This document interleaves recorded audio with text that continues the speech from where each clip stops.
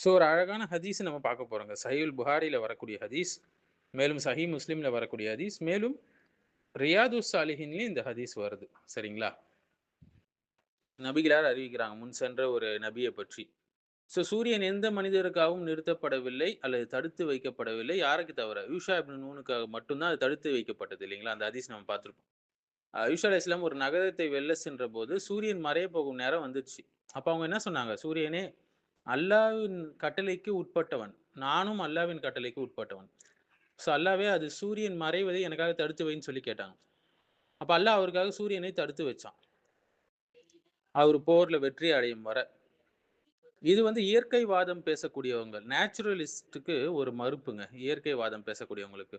சிலர் என்ன சொல்லுவாங்க, சூரியன் எல்லாம் நிறுத்த முடியாது. பூமி சுழற்சியை நிறுத்தினா உலகமே அழிஞ்சிடும். எனவே இந்த ஹதீஸ் அறிவியலுக்கு எதிரானது என்றெல்லாம் சொல்லுவாங்க.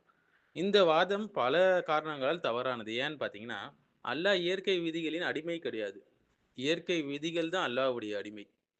ஸோ குர்ஆன் என்ன சொல்லுதுன்னா, அல்லாஹ் எல்லா பொருட்கள் மீதும் வல்லமை உடையவனா இருக்கிறான். சூரத்துல் பக்ரால 20வது ஆயத்த நம்ம பார்க்கலாம். ஸோ இயற்கை விதிகளை உருவாக்கியதே அல்லாஹ் தான். அதை அவனால் மாற்றவும் முடியும், இடைநிறுத்தவும் முடியும். அவன் எது வேணா செய்ய முடியும். அது அவன் முழு அதிகாரம் உள்ளது. ஸோ இது வந்து ஒரு முஅஜிஸாத், ஒரு அற்புதம். நபிமார்களுக்கு அற்புதம் வழக்கமான இயற்கை நிகழ்வுகள் அல்ல இதெல்லாம். ஸோ மூசா கடலை பொளந்தார். இப்ராஹிம் அலைஹிஸ்ஸலாம் நெருப்புல போடப்பட்டாங்க, எரியல.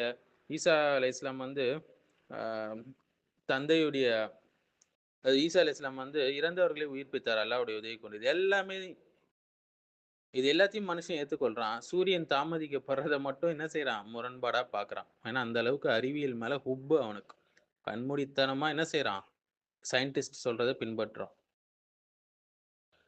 ஸோ அறிவியல் இயல்பான நிகழ்வுகளை மட்டும் தாங்க விளக்குது. அறிவியல் என்ன சொல்லுதுன்னா, பொதுவாக இயற்கை எப்படி செயல்படும்? அததான் சொல்லிக் குடுக்கும். அல்லாஹ் ஒருபோதும் அதில் விதிவிலக்கு ஏற்படுத்த முடியாது என்று கூறுவதில்லை. அதனால் அற்புதத்தை அறிவியலால் மறுக்க முடியாது. நேச்சுரலிசம் என்பது ஒரு தத்துவங்க. அறிவியல் கிடையாது. நேச்சுரலிசம் என்ன சொல்லுதுன்னா, இயற்கைக்கு அப்பாற்பட்ட எதுவுமே கிடையாது என்று சொல்லுது. இது ஆய்வகத்தில் நிரூபிக்கப்பட்ட அறிவியல் உண்மை கிடையாது. இது ஒரு தத்துவ கருத்து. பிலாசபிக்கல் அசம்ப்ஷன் சொல்லுவாங்க. எனவே ஹதீஸை நிராகரிப்பதற்கான அறிவியல் ஆதாரம் அல்ல இது. ஸோ ஒரு முஸ்லிம் வந்து நம்பகமான ஒரு ஹதீஸ் வந்துடுச்சு, ஒரு அற்புதத்தை உறுதிப்படுத்தினா, அது எப்படி நடந்துச்சு என்பதை முழுமையாக அறியாவிட்டாலும், அல்லாஹ்வின் வல்லமையை நம்பி அதை ஏற்றுக்கொள்ள வேண்டும். இதுதான் குர்ஆனுடைய அணுகுமுறையுடன் ஒத்துப்போகக்கூடிய விஷயம். ஸோ ஈஷா இப்னு நூனுக்காக சூரியன் தாமதிக்கப்பட்டது. ஸோ அல்லாஹ் தான் வந்து இயற்கை விதிகளை படைச்சான். அவற்றில் விதிவிலக்காக அற்புதங்களை நிகழ்த்தக்கூடிய வல்லமையும் அவனுக்கு இருக்கு. ஸோ இந்த நேச்சுரலிஸ்ட் பேசக்கூடிய விஷயங்கள் எல்லாமே என்னன்னு சொல்லி பார்த்தீங்கன்னா, இந்த இயற்கைவாதம், நேச்சுரலிசம்லாம் ஒரு தத்துவ நிலைப்பாடு. அது அறிவியல் அல்ல. ஸோ வந்து இயற்கைவாதத்துடைய அடிப்படை கூற்று என்னன்னு பார்த்தீங்கன்னா, ஒரு நேச்சுரலிஸ்ட் என்ன சொல்லுவான்னா, பிரபஞ்சத்தில் நடக்கிறது எல்லாமே இயற்கை விதிகளால் மட்டுமே நடக்கும். அவற்றை யாராலும் மீற முடியாதுன்னு சொல்லுவான். இது ஒரு தத்துவ முன் கருத்துன்னு சொல்லுவாங்க. இது ஸோ வந்து ஹதீஸ் என்ன சொல்லுதுன்னா, அல்லாஹ் சூரியன் மறைவதை தாமதப்படுத்தினான் என்று சொல்லுது. ஸோ சூரியன் தானா நிக்கல. இயற்கை விதிகள் தானா மாறல. இயற்கை விதிகளை படைத்த அல்லாஹ் என்ன செய்றான்? அந்த இறைவன் தனது விருப்பப்படி ஒரு அற்புதத்தை நிகழ்த்துறான். ஸோ இயற்கைவாதி என்ன சொல்றாரு? இது நடக்கவே முடியாதுன்னு சொல்லி டென்ஷன் ஆவுறாரு. நடக்கவே முடியாது என்பதை நீங்கள் எந்த ஆய்வகத்தில நிரூபிச்சீங்க? ஸோ அவரால் நிரூபிக்க முடியாது. அவர் என்ன சொல்றாருன்னா, இயற்கைக்கு அப்பாற்பட்ட ஒன்றை நான் ஏற்க மாட்டேன் என்று சொல்றார். இது அறிவியல் முடிவு கிடையாது.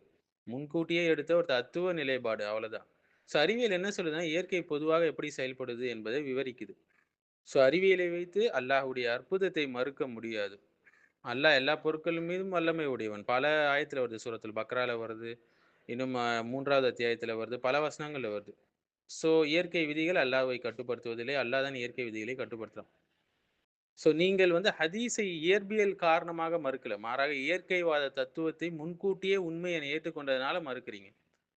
ஸோ அற்புதங்கள் என்பது வழக்கமாக ஒரு ஒழுங்கு இருக்குன்னா, அல்லாஹ் தனது வல்லமையால் ஏற்படுத்தக்கூடிய விதிவிலக்கு. ஸோ இஸ்லாம் அறிவியலுக்கு எதிரானது கிடையாதுங்க. ஆனா அறிவியலுடைய வரம்புகளை மீறி தத்துவ கூற்றுகளே அறிவியலாக காட்டுவதை ஏற்காது.